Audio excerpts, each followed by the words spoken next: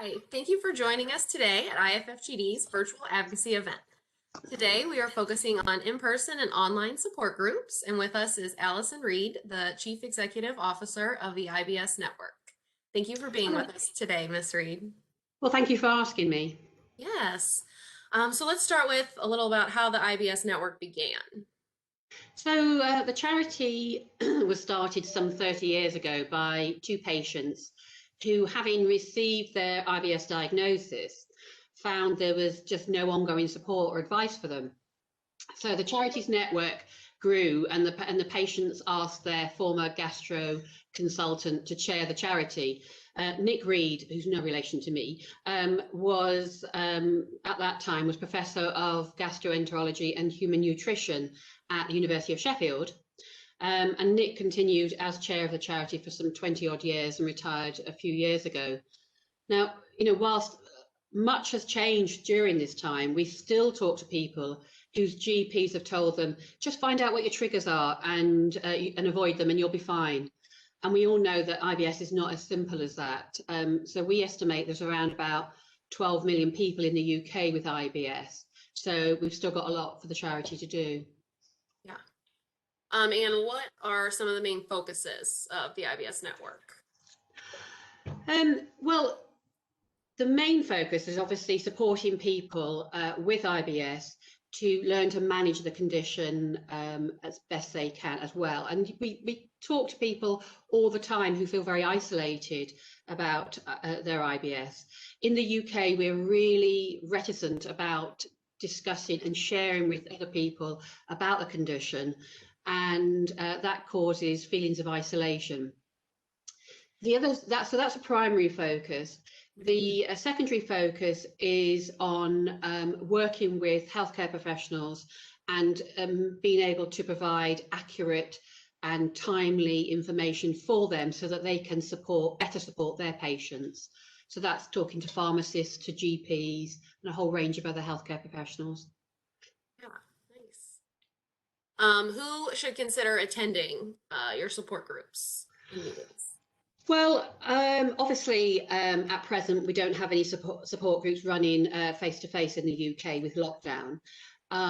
Many of our support group leaders are not digital natives, so we've just got a few running online. So we are hoping to start those off when we're out of lockdown in the coming months. And in terms of who should attend, anybody with IBS who actually wants to get a bit of help and support. As I said, people with IBS always report that they feel isolated. This is an opportunity for people to talk to people who truly understand what they're going through, and they don't have to give a bit of a backstory and explain how they're feeling, because people instantly will understand what they're going through.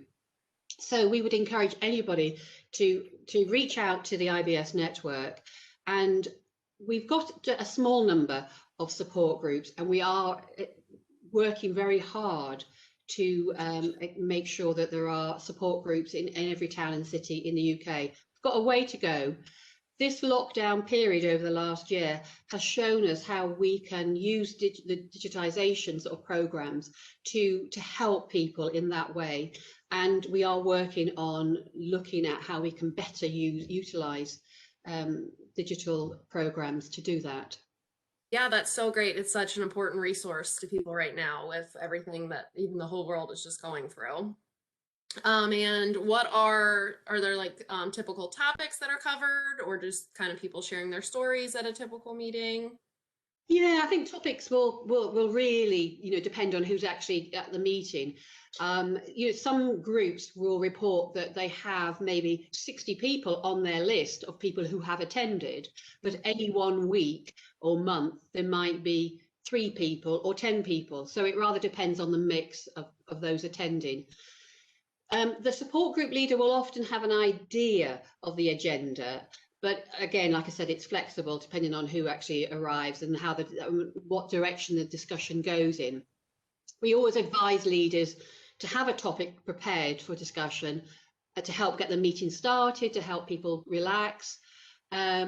Also, sometimes, though, the groups, we invite specialists along to speak. So we might have, for instance, a specialist dietitian, and that always proves very popular, really.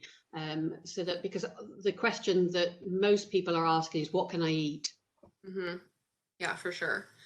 And if someone wants to get in touch with your groups or the IBS network, how can they do that?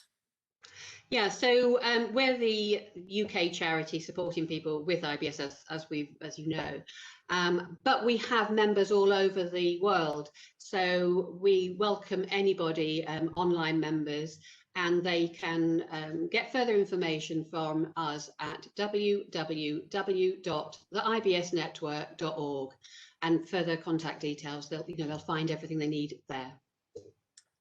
Yeah, that's so great.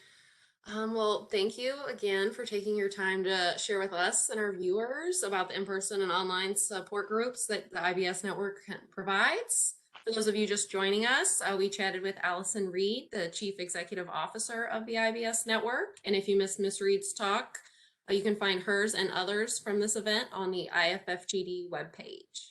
And thank you again for joining us today, Miss Reid. Thank you very much. Lovely to talk to you. Bye for now. Bye.